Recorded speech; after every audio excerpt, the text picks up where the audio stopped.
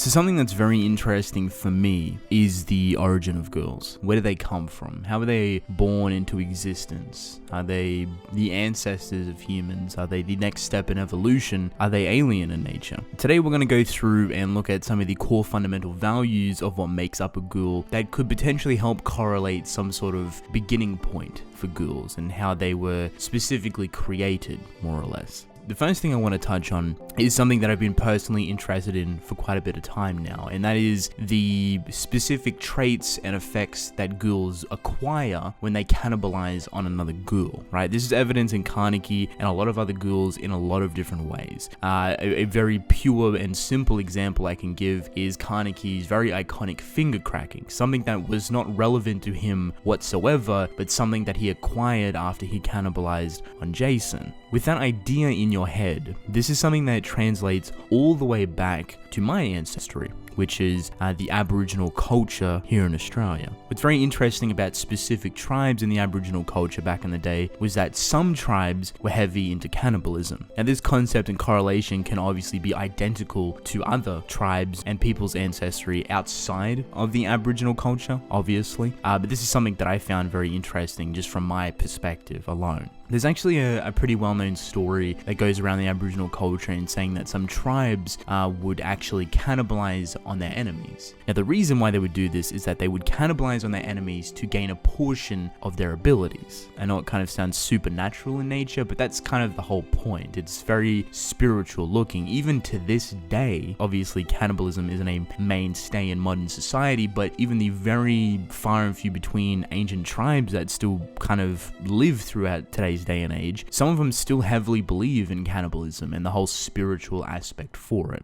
To break it down in a more simple manner, some tribes in the Aboriginal culture would eat their opponent's legs, and they believed they would gain that person's speed. They would make them run faster. To me, that is a direct connection, kind of main foundation of what makes up a ghoul. What's interesting about this is how this actually translates back to the origin of ghouls, and how far Ishida could have potentially been seeing in terms of if he ever wanted to write the birth of ghouls, and how they kind of came into the world. Do note, I don't think Ishida necessarily had to explain the origin of ghouls. I don't think he ever specifically will. In theory, I think it's very close to Parasite in nature, where they don't necessarily explain, or they even have to explain, how these beings came into existence. With Parasite, they kind of just explain it like these parasitic things come from outer space. They're alien in nature, and that's about it. That's all you need to know. You don't really know the origin or how they were born, or who sent them, or how they even came to Earth. It's just that. It's just a fundamental fact. It's the same with ghouls, really. With the information we found out with Rize, with Dragon, with RC cells, and the pure Washu RC cells, pure breeding, it helps kind of paint a very uneven image, a very interesting image for the origin of ghouls. First of all, I cannot give you a specific time frame, thousands of years, tens of thousands of years, I don't know. My range of scope right now is kind of looking more back into the tribal era of days, obviously way before modern society, and just the whole living off the land type of ordeal, where cannibalism specifically was a very normal thing. Now obviously not every single tribe across the globe was coherently in cohorts with cannibalism. Obviously some viewed it as a very horrid thing, others did not. Where I think the RC cell specifically was kind of born, how it was created, is more so a mutation. Upon taking the cannibalistic elements and kind of looking at it in a modern day thing with the whole quote-unquote Wendigo ideology, which if you don't know what a Wendigo is, it's basically the idea that if a human cannibalizes on another human, they will transform into a monstrosity of a being. Kind of sounds similar to the half-Kagaja concept, if you will. If you take that and kind of bring it all the way back,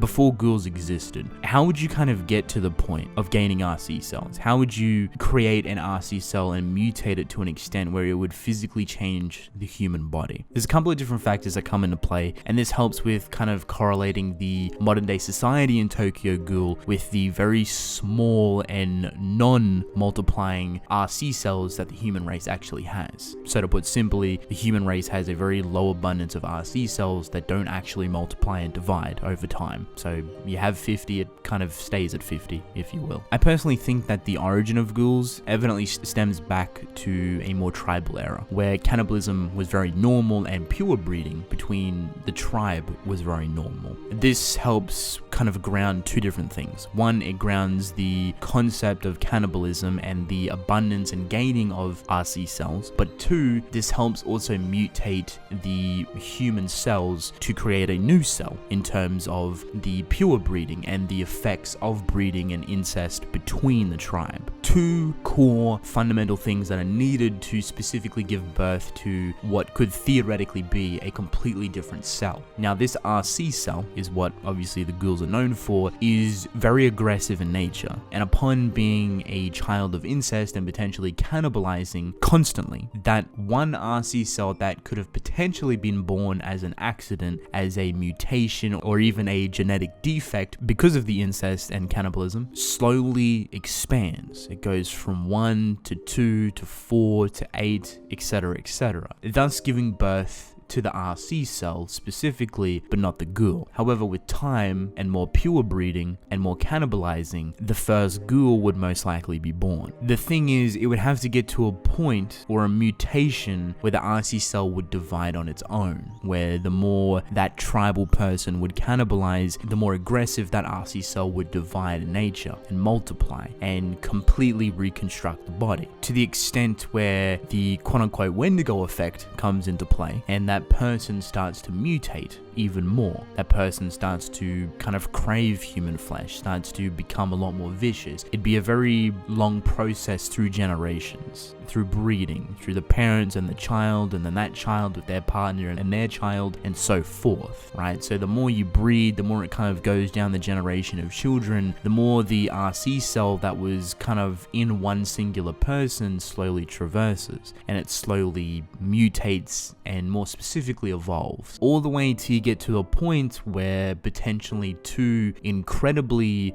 unique parents in terms of RC cells and just having extremely aggressive RC cells copulate and create a child that is that next step, giving birth to a child that is completely different, a child that is more fundamentally built up of RC cells specifically, potentially killing the mother in the process. Obviously absorbing her RC cells would be a very big thing in nature. Most likely wouldn't be a half ghoul, but then at the same time, maybe so. I don't know if you would even want to call it specifically a ghoul at that point, as the whole process of having a Kagane or a Kagaja or anything like that, even the healing factor, is completely unknown. It would just kind of be a baseless ghoul that has the traits of potentially really good healing and the obsession and, I guess, craving of cannibalizing on human flesh. If you've kind of camped up to this point, to me that makes the most logical sense. I've explained it pretty all over the place, but hopefully there's been some sort of coherent sense there that is understandable. To me, the origin of ghouls kind of boils down to cannibalism and pure breeding. Once you kind of create the RC cell, which could easily be a byproduct of a mutated human cell from a genetic defect of incest, as well on top of that as the cannibalization and the increase of RC cells through obviously cannibalizing, but then also breeding, and then having those children cannibalize, and then incest, and then breeding, repeat the cycle, you get a very interesting concept building up, and could somewhat very easily be explained if Ishida evidently were to do it. Once you give birth to the quote-unquote first ghoul, it just generally steamrolls from there, because then you find other people and other tribes that were cannibalizing and revolving around incest breeding, and they have large amount of RC cells, and then they start giving birth to these humans that are the next step in evolution, humans that can heal extremely quickly, and then throughout the time and process of, you know, the human era, they start to learn the fundamental concept of what a ghoul is. They start to realize realize that they can use these extraordinary abilities. It also kind of helps relay the idea that ghouls in everyday society, at least in Tokyo Ghoul, aren't a dominant race. They aren't a species that's completely plague the entirety of the world. They're actually rather subjugated, very pocketed throughout different countries. They are scattered all over the place, which leads me to believe that yes, this kind of bases back to tribal era and different tribes specifically. To kind of put simply, it just makes me believe that the origin of ghouls does not translate to one sole place universally. It connects to multiple different places across the globe, potentially tribal in nature, that heavily cannibalized on the norm and were heavy into incest breeding or pure breeding. And those two fundamental features is exactly what we found out about Rize and the Washu family and where they originate from, which is the Middle East, and it's almost like a direct connection. At the end of the day, like I said, Ishida never has to play on the origin of ghouls, but it definitely is an interesting conversation. It definitely has a lot of weight to it, and if he ever were to write some, brief little summary or something like that kind of explaining the concept for it, I'd be very much pleased with it, just to see exactly what he was thinking. So with that being said, that's basically it. Let me know what you guys think about the origin of ghouls. Do you have your own ideas? Obviously, none of this is legitimate evidence for the origin of it, but I do believe there is some very interesting points to make, and maybe you guys have some better connections of your own, which I'm very interested to hear. But I'm actually going to end the video here, and I will see you in the next one. Goodbye.